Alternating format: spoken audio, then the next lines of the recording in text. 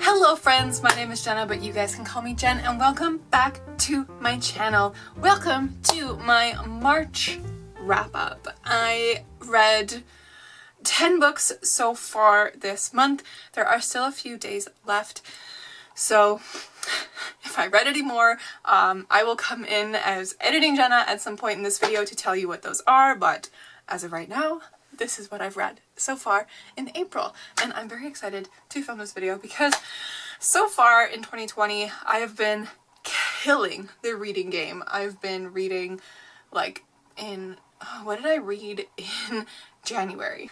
So I got my trusty bullet journal here. My bullet journal tells me that in January I read 12 books. In February I read 14 books.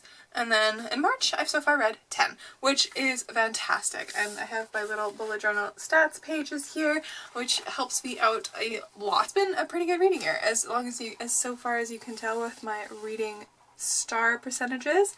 I have read the most have been 5 stars, which is really exciting. So far, none have been really terrible, except for one, which I read for book club. But it's fine.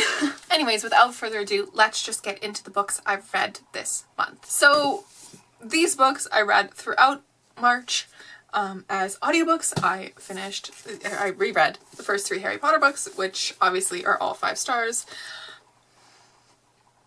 What can I say? They're an 1,000,003 read, and I really enjoy listening to the audiobooks. This one I read I listened to the Jim Dale audiobook, and I ended up rereading the Sorcerer's Stone copy along with it.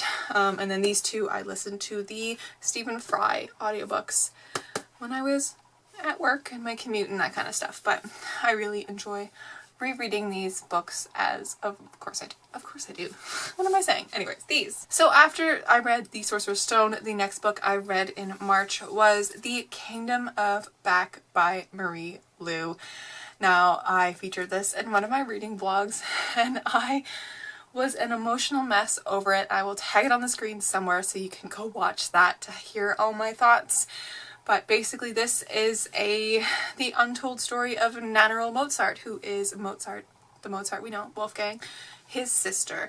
And she was equally as talented as him, a few years older, and this is her untold story. So it is a historical fantasy. So it's taken Nannerl's story and added a fantastical twist to it, and added, I believe, a lot of the story to it anyways, because it's fiction, but it is based on reality. And I read this book all in one sitting. I listened to it with Mozart's music going on in the background, and it was just an experience, and this book spoke directly to my soul.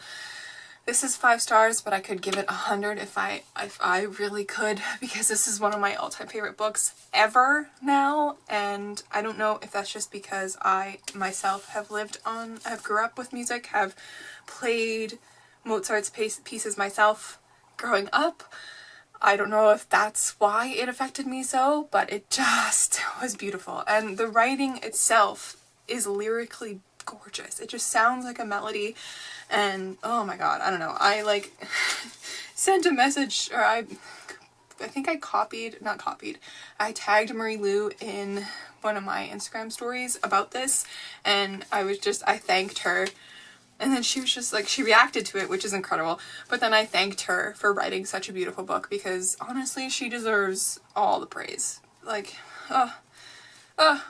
I am going to tell you a story you already know, but listen carefully, because within it is one you have never heard before. Oh, I love it, and I need everybody to read it and appreciate it as much as I do, but then I also don't want anyone to read it, because I don't want anyone to hate it or rate it low, because that would break my soul. So anyways, this is so good.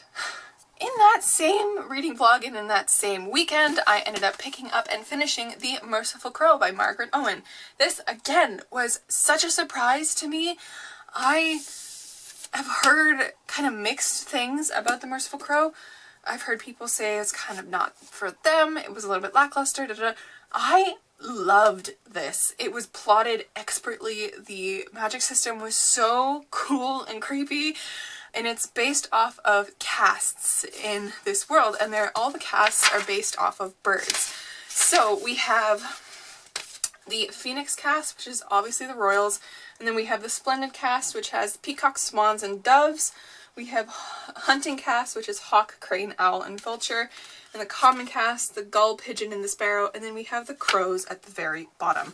So this is a story about a fugitive chieftain, a fugitive prince, a 2 cunning bodyguard, and 1 grumpy grey tabby. And it is their story. It's an adventure novel.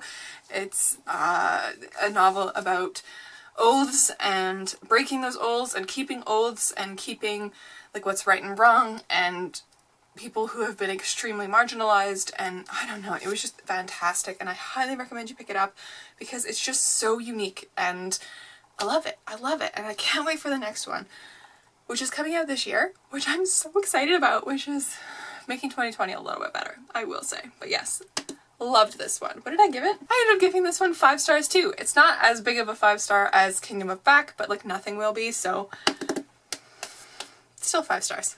The next book I read was The Bookish Life of Nina Hill. This was an audiobook I listened to on Libby. It came through on my library and I got to experience that gorgeousness, and honestly, Nina Hill is me in book form. I related to her so much. There were just some lines in that book that were just, they were just so accurate. Like the whole being near people is so socially draining for her that she needs to like close herself away for a few days just to recharge. There's a few moments, like a few descriptors of that, and I can't remember, and I don't have the physical book to find it, but it was just incredible, and I really liked this. The story itself was fun and lighthearted and very bookish, and I loved that. I don't even know the premise of it really off the top of my head, but that's all you really need to know, is that it's a bookish, like romance-y type thing.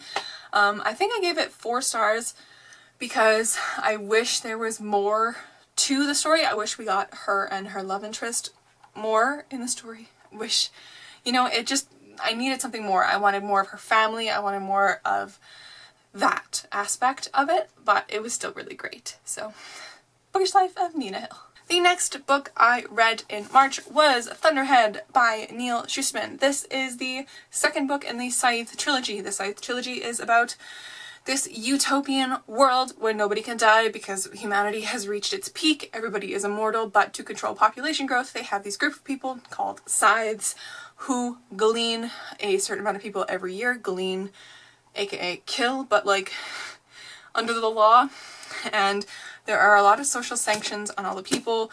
There is no crime, and if there is crime, they are like allowed to do crime in very protected places. It's very interesting, and everything is kind of controlled by the Thunderhead. This is the second book. It continues the story of the scythes, the good scythes and the bad scythes. We have Citra and Rowan, our 2 main characters from the Scythe, the first one, but this was good. I ended up giving it 4 stars.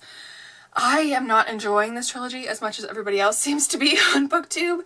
It's good, don't get me wrong. It is a thinker. It makes you think. It's gripping and exciting and good, but it's just not incredible like most people seem to think it is.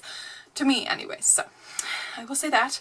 I will be listening to The Toll at some point, which is the 3rd one, because I need to know how this ends now that I'm kind of invested, but it's just not my favorite, which is why it gets 4 stars. So the next 2 books that I read in March, I read as a challenge to myself to try and read a duology in 24 hours. I will have that video linked down below and on the screen, but that is the Six of Crows duology. I gave this one 4.5 stars and this one 5 stars. Go watch that video if you want all my thoughts, spoilery and otherwise, but these were so good, and I'm really glad I made myself do that like challenge. But did I win? Did I fail? Watch the video to find out. I don't know. And then, my lovely friends, I read Chain of Gold by Cassandra Clare. I read this one in a reading vlog, which I will also tag on the screen and down below if you want to hear my full thoughts, if you want to see my experience reading this one, but this one is so good. I know I said in a previous video earlier this year that I'm getting tired of the Shadowhunter world, and I am. There are now, this is book 11. I looked it up. Book 11 that she's written. I haven't read all of them. I haven't read any of the short story collections that she's released, Cassandra Clare, alongside her books. I've only read the canonical books, minus the second and third in the Lady Midnight trilogy, and then that one with Magnus and Alec that was released last year as well. But I've read the Mortal Instruments, I've read the Infernal Devices, and now I've read this one and the first Lady of Midnight. But this was so good. But yeah, watch that video to see me have all the emotions and to, I don't know. It's a spoilery video, so like beware, but oh, it's so good, and I love Cassandra Clare's writing so much. I think it would be really interesting to see what she would do if she didn't write in the Shadowhunter world. Does she have other books out? I feel like she does. I feel like they're middle grades though, but like, it's whatever. I think it would be interesting if she broke away from the Shadowhunter world, but I don't know if she ever will, because she's found her niche and she's dominating it and she's going for it. But yeah, 4.5 stars. And the very last book that I read in March so far, we'll find out if there's more. That is a really little one, and it is my classic that I read for March, and that is The Room of One's Own by Virginia Woolf. Every time I go to say her name, I almost say Victoria Schwab, which is not right. No.